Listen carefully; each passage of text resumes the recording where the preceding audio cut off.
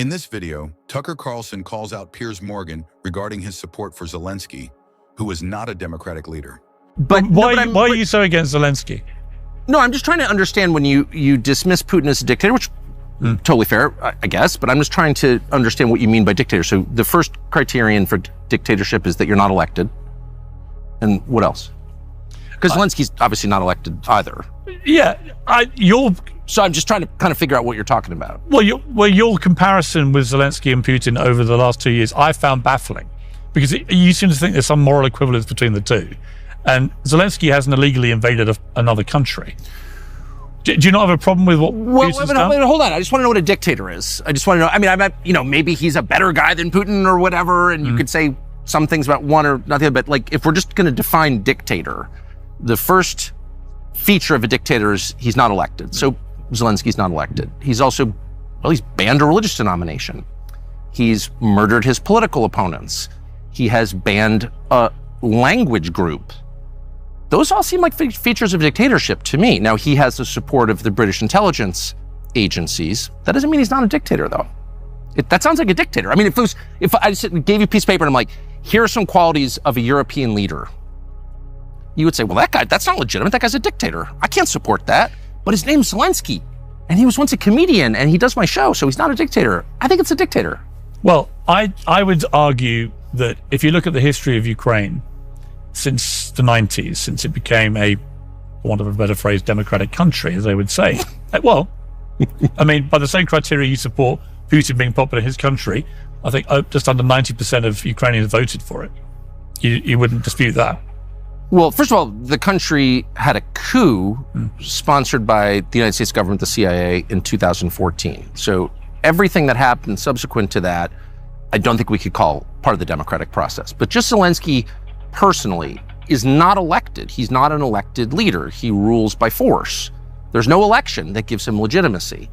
So that's not a defense of Putin. It's merely an attack on the idea that Putin's the only dictator in this contest. How is Zelensky not a dictator? Do you think Putin's a dictator? I guess, yeah. I mean, if I stand up outside the Kremlin and say, down with Vladimir Putin, I'm probably in trouble. That's why I don't live in Russia. Right. I certainly think that Ukraine has had a lot of corruption. No, but is Zelensky illegitimate? How is he legitimate if he's not elected? Well, how could you support an unelected leader? Well, he's the president of the country. Well, he calls himself that, but there's no election that made him president. He blew past the election and said, oh, there's a war. We can't have an election. We're going to change the Constitution. So how is that a legitimate leader? How could you support something like that? That seems, I don't know, like a dictatorship. Well, I would categorize my support for him as supporting him against an illegal invasion by Russia. So this is like why we support Stalin against Hitler, because well, in a way, we had Hitler's that debate. bad, so Stalin must be good. But no, Stalin's also a dictator. So like, how about we just don't support dictators if we're against supporting dictators? Or you could take my position, which is, I don't want a dictatorship in my own country because I live in a free country, but we're going to have relations with the country that helps us most up to a certain limit. We're not going to be allies with Stalin because that's too evil. We're not, Winston Churchill or, FDR or something. We're not going to go that far. But in general, we will deal with countries that help us. But when we start having moral conversations about other countries, then we have to stick by our own standards. And by your standard, you're supporting a dictator. No, I wonder how you can do that, Piers Morgan. I'm not saying they're morally pure in Ukraine. I'm not saying they're not riddled with corruption. But how is he not a dictator? No, here's my point to you. My defense of them... Bloodthirsty dictator. Bloodthirsty dictator. My defense of them is based on the illegal invasion by Russia. You and I can argue about whether Russia was goaded and provoked into doing that. I do not think anything justifies what they actually did. Okay, that's a totally fair position. I mean, I guess I disagree, sort of, but I don't think what you're saying is crazy at all. But the point how is that more illegal than running a country without an election and banning a religious denomination? I don't understand that. So yeah, you could certainly say Putin did a lot of bad things. I would readily agree to that to the extent I understand it.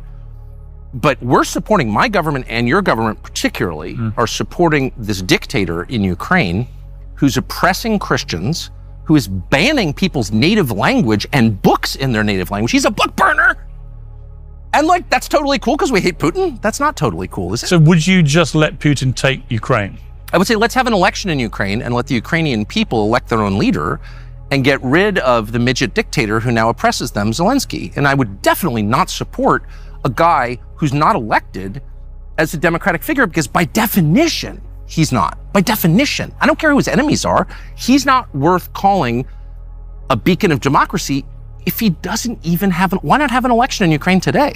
Because we've got a war. We had elections in our country during the Second World War, so did you.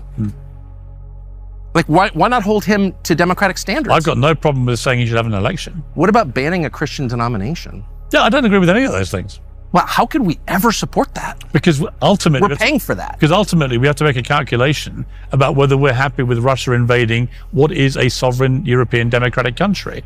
It was not a sovereign country. It was controlled by the United States. We installed their government in a coup in 2014. So they're a puppet of the United States and Great Britain. But they're not sovereign. Do you think they're a democracy?